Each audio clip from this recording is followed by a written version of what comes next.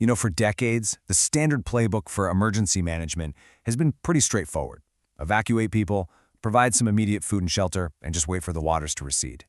But today, we're diving into how the state of Odisha is fundamentally flipping that script.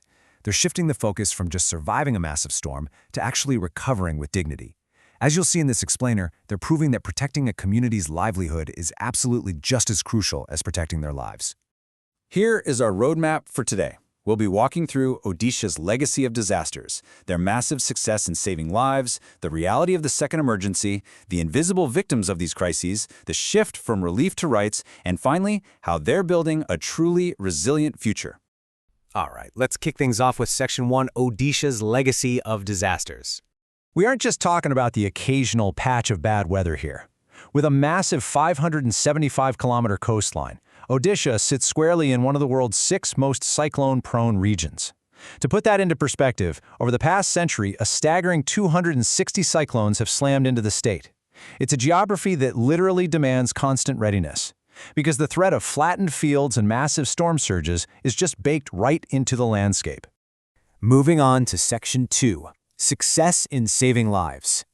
Now check out this dramatic drop in human fatalities over time.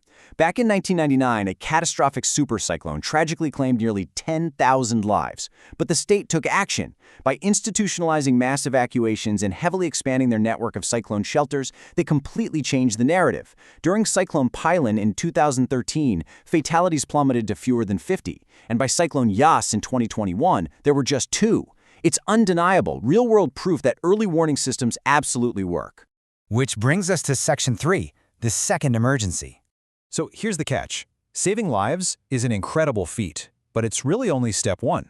When the floodwaters finally recede, an entirely new, almost invisible crisis begins for those who have lost everything. When the rescue boats pack up and the relief camps close down, what happens to the fisher who lost their net, or the farmer whose entire seed stock washed away? For them, the emergency is definitely far from over. To really grasp the scale of this, let's look at the economic toll. Cyclone Phalan alone caused a staggering economic loss of nearly 9,000 crore rupees, and agriculture and livestock made up more than a quarter of that devastation. For marginal farmers and small traders, we're talking about a completely catastrophic cash flow crisis overnight. Take Cyclone Fani as another prime example. We're looking at 3,000 crore rupees in damage specifically to primary livelihoods, and a mind-blowing 7 crore lost rural working days. That equates to roughly 2,700 crore rupees in completely vanished wages. This secondary slowdown effect honestly often proves way more destructive to these communities than the initial storm surge, leaving families totally stranded long before any insurance claims can come through. Let's look closer at who is hit hardest in Section 4, the invisible victims.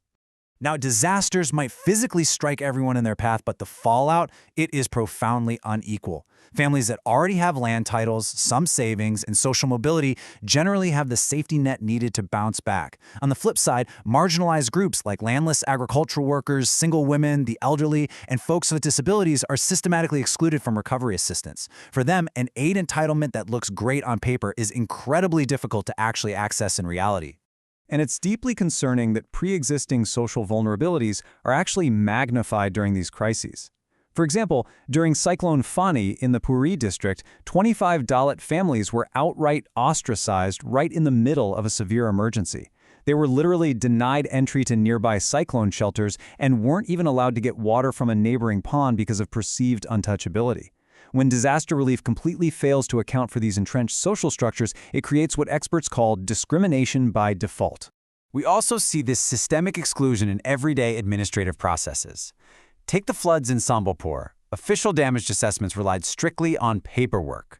Because of that bureaucratic hurdle, only 67 pata holding, or legally titled houses, were officially categorized as fully damaged. This meant that the poorest and most vulnerable sections, like informal slum dwellers, were entirely shut out of government compensation, even though their homes were completely destroyed. So, how do we fix this? That brings us to Section 5, from relief to rights. To combat these deep-rooted issues, civil society organizations are actively pivoting the entire narrative. They're moving away from the idea of a charitable handout and treating recovery as a fundamental human right to dignity. This rights-based approach demands a three-step process. You start with immediate rescue and food, you follow up with highly inclusive damage assessments that actively include the landless, and finally, you focus intensely on long-term livelihood recovery. And grassroots initiatives are absolutely leading the charge here.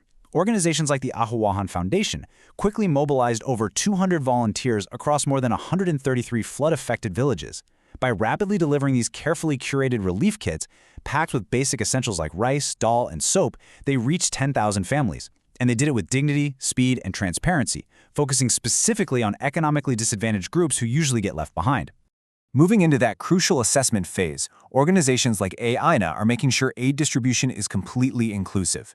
During the Balasore flood response, they supported over 2,600 families. But the really brilliant part is how they chose those families. They put local village committees directly in charge of the selection process, and they mandated that these committees be made up of 50% women, ASHA healthcare workers, and persons with disabilities. This practically guarantees a fair, transparent process that prioritizes the people who usually fall through the cracks. To really humanize this data, let's look at the story of Chila Sethi. Living in the highly ecologically fragile Kendrapara district, Chila was facing immense personal hardship.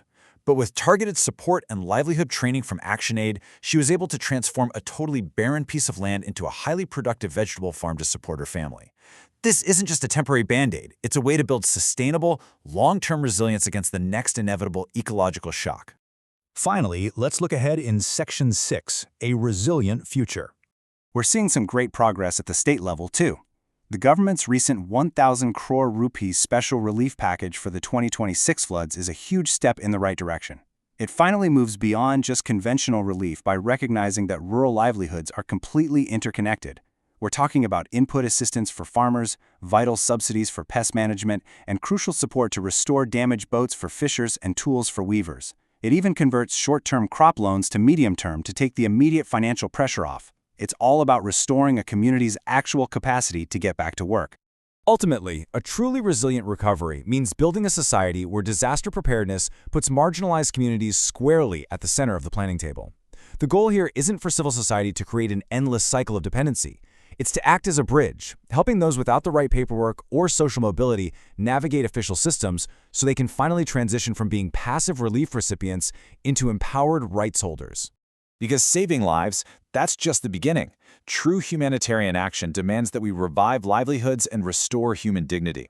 We have to rebuild right alongside the people who are most likely to be overlooked, and we need to stand with them until they can stand on their own 2 feet again. As we all face increasingly extreme global weather, we really have to ask ourselves, is our own local disaster planning leaving the most vulnerable behind? If you found this update helpful, please hit the like button and share this explainer with fellow members. For more deep dives into the latest environmental regulations and industrial news, subscribe to our channel and turn on notifications. See you in the next one.